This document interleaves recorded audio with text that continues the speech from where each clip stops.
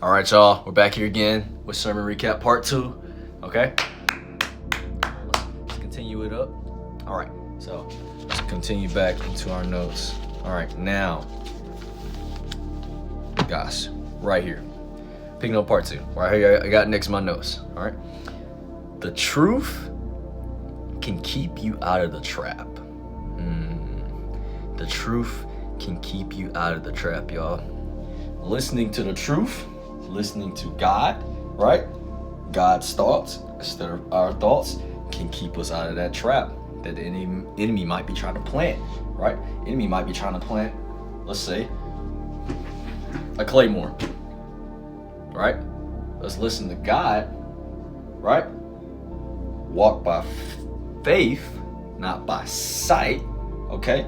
He's gonna guide us with his light, right? To be able to acknowledge this claymore, and we'll get by it, right? Just a little example I just want to throw in here, okay? That was just something that just stuck out to me. Now, we're going to go into Isaiah 55, and we're going to read verses 6 through 11, okay? Let's go to Isaiah real quick, y'all.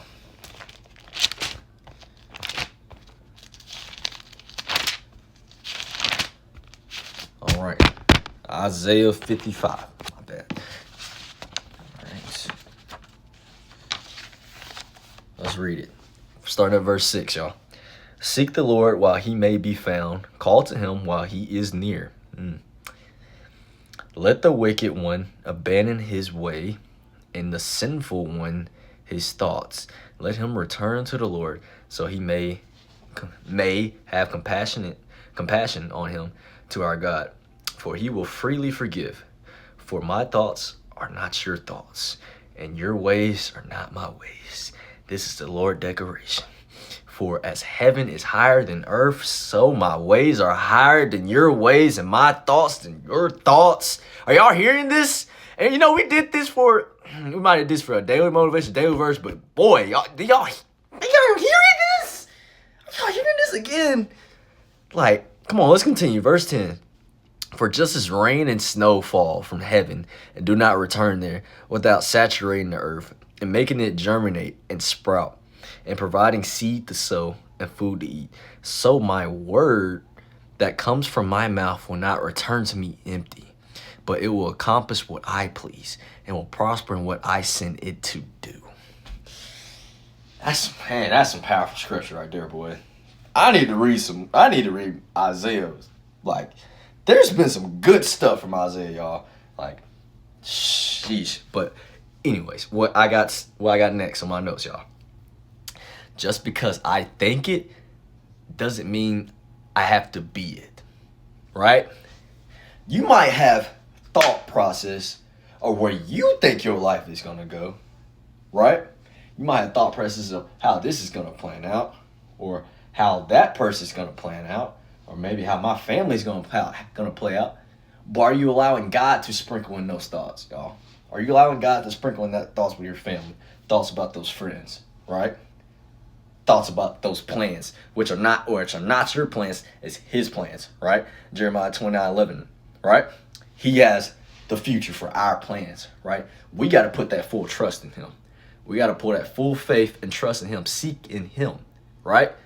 Proverbs 3, 5, and 6. Stop leaning on your own understandings in this life, y'all. Stop doing that, right? We got to lean more on his understanding, his thoughts, right? Verse 8. For my thoughts are not your thoughts, and your ways are not my ways. This is the Lord declaration.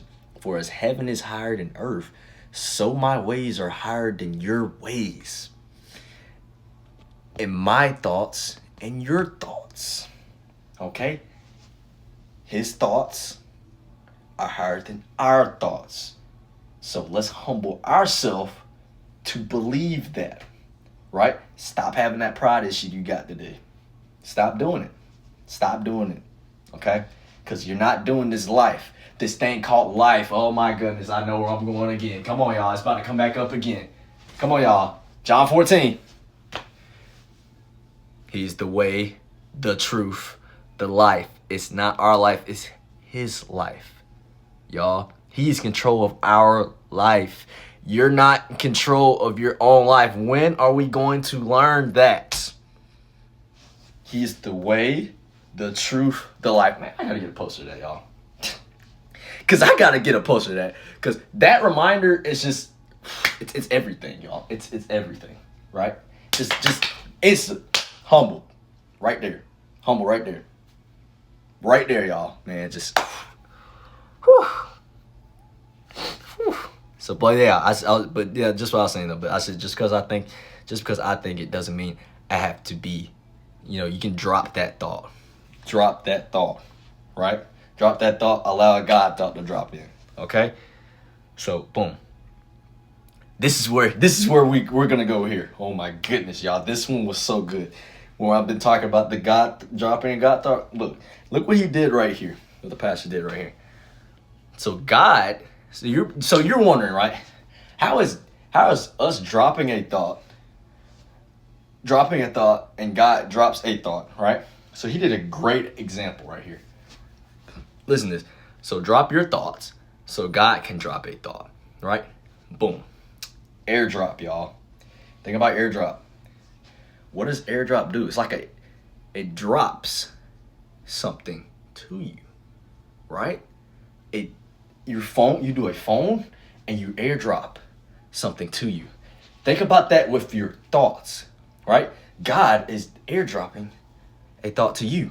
You know why? Because you humble yourself to drop your own thoughts, right? So boom, he can airdrop, boom, a thought right to you, y'all. Right there, right? Because what do you get? What do you get an airdrop? You accept something, right? From someone. Right? So come on, it's syncing up, y'all. It's syncing up. You're syncing something up from God, y'all. And that goes back, oh my gosh. That goes back, right, to what Jesus was doing while he was on the other side. He was praying, right? He was syncing. Come on, y'all. Y'all see where I'm going with? He was sinking, y'all. While Peter was sinking, he was sinking. S-Y-N-C, he was sinking, y'all. While Peter was sinking. I don't think y'all hear me, bruh. I don't think y'all hearing me. Are y'all hearing me, man? He's sinking while Peter was sinking. Okay? He was praying for Peter, right? So sometimes we can sink with God, right? Before we even sink into the storm. Oh my gosh, man, I'm about to run out the room, y'all. Woo! Do y'all hear that? Come on, y'all. Come on, y'all. Man, like that example blew my mind, okay? So, boom, we're aligning with this, right? So, Jesus, right? So, back what I was just saying, right? He was getting along with God, right? Jesus is getting along with God, right? So we go back to Matthew 14. Let's go back to Matthew 14 real quick, y'all. Let's go back to Matthew 14. Matthew 14, okay? Let's read 22 through 25, right? Immediately he made the disciples get into the boat and go ahead of him. To the other side while he dismissed the crowds. After dismissing the crowds, he went up on the mountain by himself to pray. Well, into the night, he was there alone. Meanwhile, the boat was already some distance from land, battered by the waves because the wind was against them. And Jesus came towards him, walking on the sea very early in the morning. Y'all, Jesus is getting along with God to get aligned with God, right? So sometimes we need to be alone with God to be able to sink with God before we get into that storm. Come on now. Come on. We're going to stop right there. We'll stop right there. I think I got one more thought. I got one more part, y'all. I got one more part for y'all, okay?